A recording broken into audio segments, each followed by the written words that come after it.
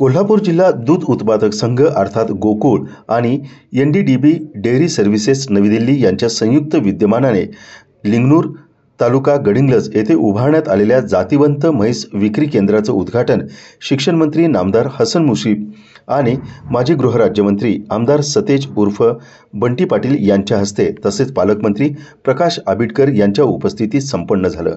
गोकुळच्या या महत्त्वाकांक्षी उपक्रमामुळे आजरा, गडिंग्लज आणि चंदगड तालुक्यातील दूध उत्पादक शेतकऱ्यांना आता हरियाणा किंवा इतर राज्यांमध्ये न जाता आपल्या जवळच्या केंद्रावरच खात्रीशीर आणि जातिवंत दुधाळ जनावरे उपलब्ध होणार आहेत, ज्यामुळे या भागातील शेतकऱ्यांना मोठ्या प्रमाणात लाभ होऊन दूध उत्पादनाला चालना मिळेल। यावेळी माजी आमदार राजेश पाटील, गोकुळचे अध्यक्ष नाविद मुश्रीफ, केडीसीसी बँकेचे संचालक सुधीर देसाई यांच्यासह गोकुळचे ज्येष्ठ संचालक आणि एनडीडीबी डेअरी सर्व्हिसेसचे पदाधिकारी व असंख्य दूध उत्पादक शेतकरी उपस्थित होते।